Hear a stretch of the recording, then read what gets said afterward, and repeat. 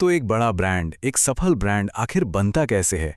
आज हम बात करेंगे डॉट इन की और उनकी पूरी जर्नी को एक ऐसी प्लेबुक में ब्रेक डाउन करेंगे जिससे कोई भी सीख सकता है। और ये सारे इनसाइट सीधे उनके फाउंडर सोया सराफ से आए हैं। तो चलिए इस ब्रांड बिल्डिंग के सफर को जरा करीब से समझते हैं।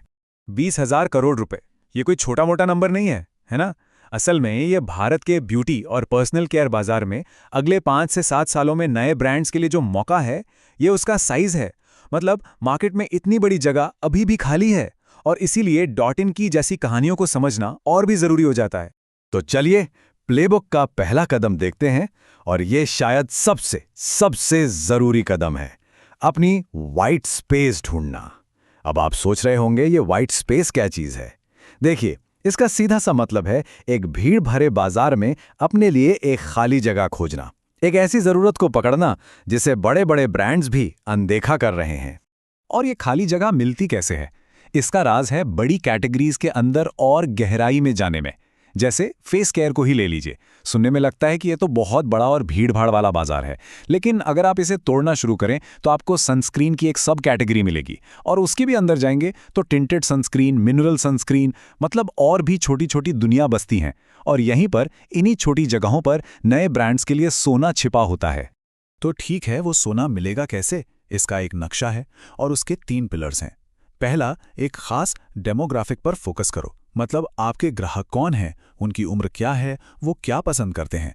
दूसरा, एक खास इलाका। और तीसरा, एक खास प्राइस पॉइंट, यानी आपके ग्राहक कितना पैसा खर्च करने को तैयार हैं। जब आप इन तीनों पर फोकस करते हैं तभी एक मजबूत ब्रांड की नींव पड़ती है। और डॉट इन की ने ना बिल्कुल यही किया। सोयश सराफ बताते हैं कि उन्हें एहसास हुआ कि इंडिया में जेन ज़ी, यार उनको कोई समझ ही नहीं रहा था। उनकी ज़रूरतें अलग थीं, उनकी बात करने का तरीका अलग था। तो डॉट इन की ने अपनी पूरी की पूरी ताकत इसी एक ऑडियंस पर झोंक दी। ऑलराइट, तो आपने अपनी जगह ढूंढ ली, अपने कस्टमर्स को भी पहचान लिया। अब आता है असली खेल, एक ऐसा प्रोडक्ट बनाना जिसे लोग भूल ही ना पाएं।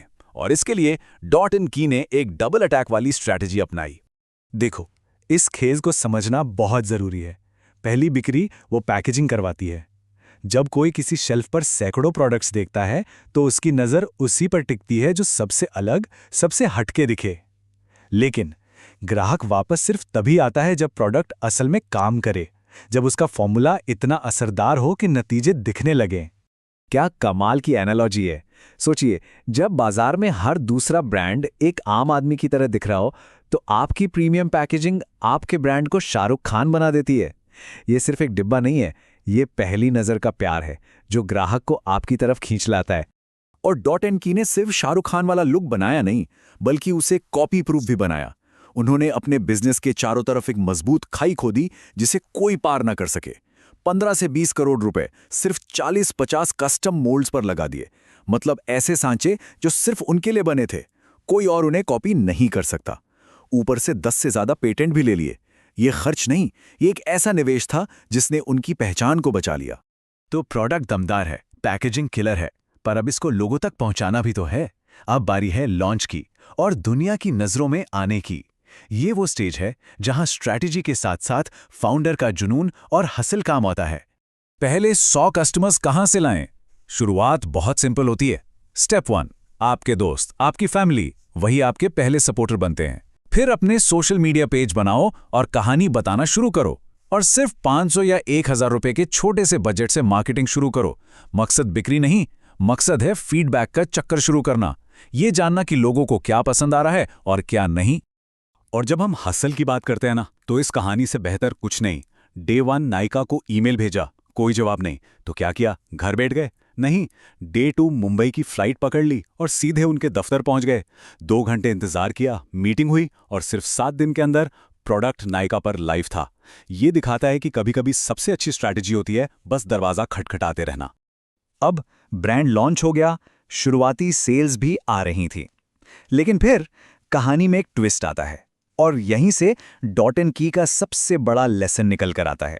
असली ग्रोथ ज्यादा करने से नहीं, बल्कि कम और सही चीजें करने से मिलती है। इसी को कहते हैं द पावर ऑफ फोकस। हुआ ये कि कोविड के टाइम पे जो बूम आया था वो धीरे धीरे खत्म हो गया। बिजनेस एकदम फ्लैट हो गया, ग्रोथ रुक गई। ऊपर से हर दिन नए नए ब्रांड्स बाजार में आ रहे थे। इस शोर में डॉट एंड की आवाज़ कहीं दबने लगी थी। ये एक वेकअप कॉल था कि अब कुछ बड़ा बदलने का वक्त आ गया है। और वो बड़ा बदलाव था स्ट्रेटेजिक फोकस।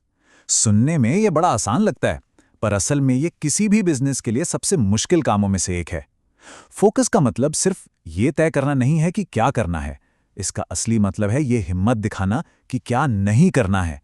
हर नई चीज के पीछे भागने की बजाय अपनी पूरी ताकत को चुनिंदा चीजों पर लगा देना। तो डॉट एंड की ने ये किया कैसे? उन्होंने बहुत हिम्मत वाले फैसले लिए। एक एक करके देखते हैं। पहला, नए नए छोटे प्रोडक्ट्स लॉन्च करना बंद। अपना सारा मार्केटिंग का पैसा सिर्फ 2-3 हीरो प्रोडक्ट्स पर झोंक दिया। सिर्फ 2 कैटेगरीज पर ध्यान लगाया, सनस्क्रीन और मॉइस्चराइजर। और अपनी हर बात, हर एड सिर्फ और सिर्फ जेंजी के लिए बनाई। और नतीजा, 4 सालों में 40 गुना की अनबिलीवेबल ग्रोथ। तो ये थी डॉट एंड की प्लेबुक, एक वाइट स्पेस ढूंढने से लेकर एक अनफॉरगेटेबल प्रोडक्ट बनाने और फिर फोकस की ताकत से स्केल करने तक। इस पूरी कहानी के बाद सवाल एक ही बचता है, वो पहली कौन सी प्रॉब्लम है जिसे सॉल्व करना है।